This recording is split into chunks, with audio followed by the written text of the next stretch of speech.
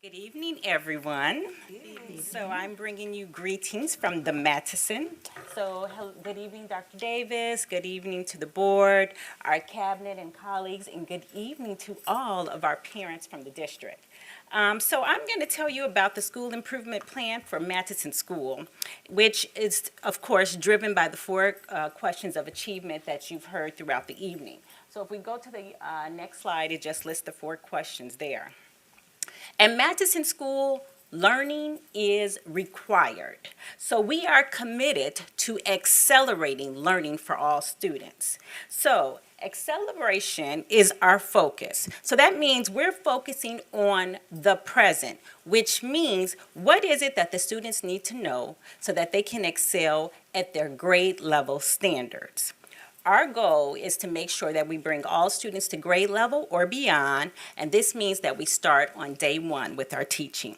So, what are you going to see at Matteson? You're going to see us prioritizing those standards and making sure that we are embedding in our units and in our lessons all of the prerequisite content that students need in order to fill the gaps so that we can get them to where they need to be.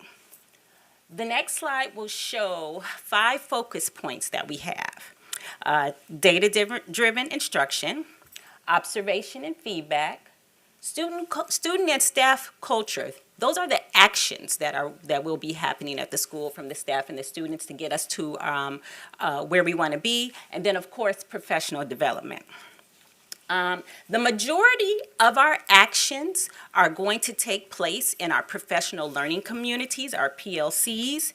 Our teachers meet weekly as a grade level, and I'm going to review some of the actions that will be taking place with each of the 4 questions.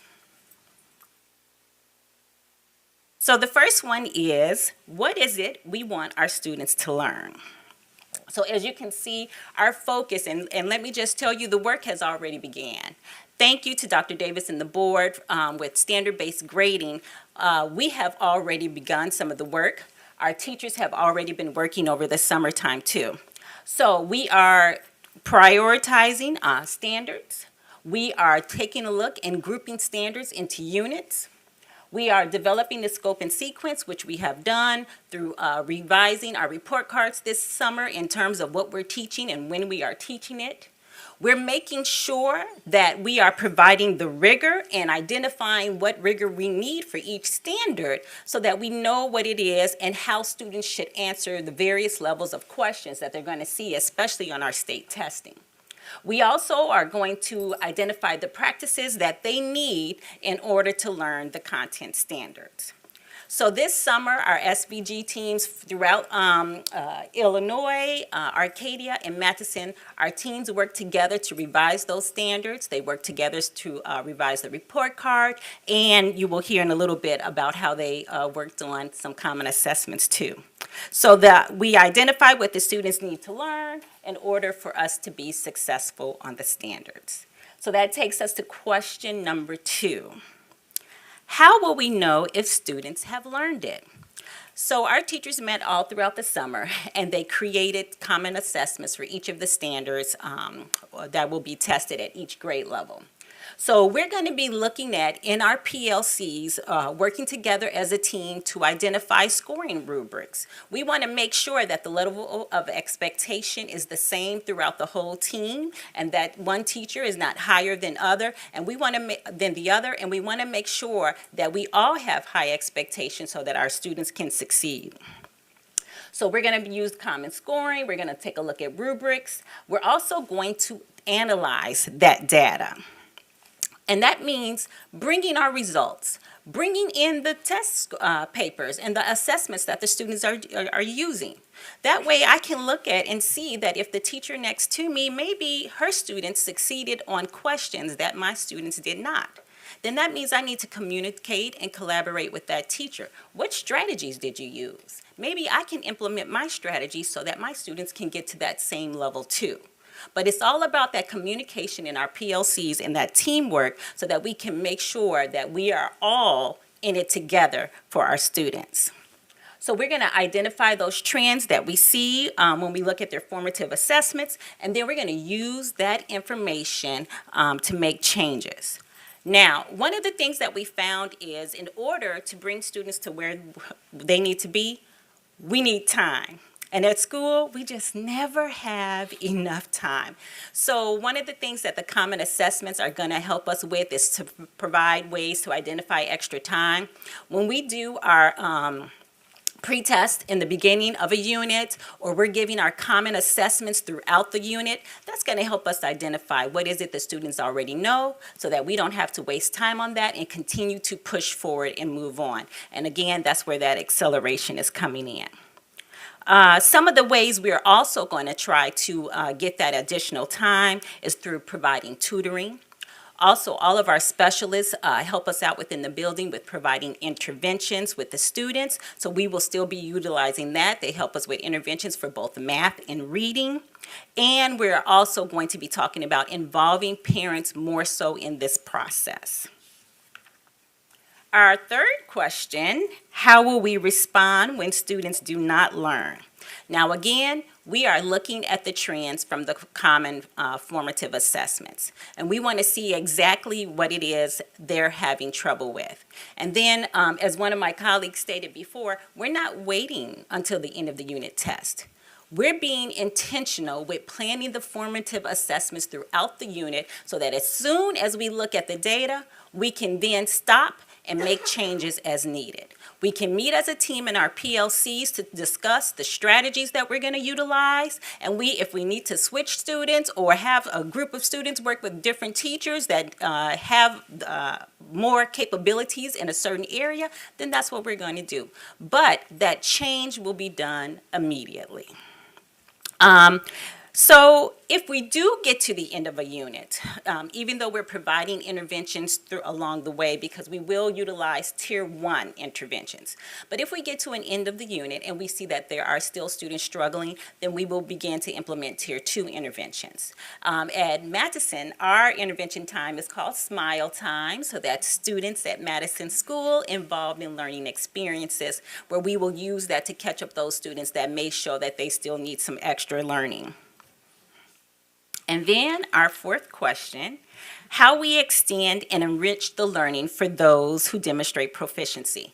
So again, that's that data, Mr. Talley. That's what he's always saying. So we're taking a look at that. And we're going to look at how we can re-engage our learners so that we are deepening their understandings. We want to make sure that we are teaching and providing activities on higher cognitive levels, that we raise the text complexity, and that we're providing them real-world situations and projects that they can explore and investigate, and providing them with situations that have multiple answers. We also want to make sure, again, that we're basing our decisions based on what we see on the data so that we can provide each student with what they need. So one of our other points was observation and feedback. As administrators and instructional leaders, we want to make sure that we are providing support to our teachers. So we will be participating in our PLCs and working in the classrooms with the teachers and the students. One of the things, and I want to give a shout out and thank you to Dr. Davis, she allowed the administrators this summer to go on professional developments. And we had a team from Matteson that went on a professional development with Solution Tree. And we heard a lot of wonderful things that involve the actions that administrators need to take, teachers need to take, students need to take, that we are looking at bringing back and implementing within our building. So within our building, in addition to Parent Square, just an update on our communication that we have for the district, we want to come back and we want to share that information with our teachers and begin implementing it. So in-house, we're going to be looking at our PBIS and restorative practices so that we spend less time on behavior situations and more time on academics. We're going to be doing professional development on the PLCs, how we will work in the PLCs to analyze our data, and how that will then lead to, if necessary, MTSS, interventions, and progress monitoring. So those all go along with our 5 points that we were focusing on that will help us reach our goals. And because it takes a village, we also need you, our parents. We need you to help us. That's another way to get that additional time to catch students up to where they need to be. And again, you're going to probably hear this all night about reading logs, math logs, all of those things. So when we're reading at home, it's not just about the students reading to the parents. It's also about the parents reading to the students. They need to hear your fluency. They need to hear the inflections in your voice so that you can model that proper reading.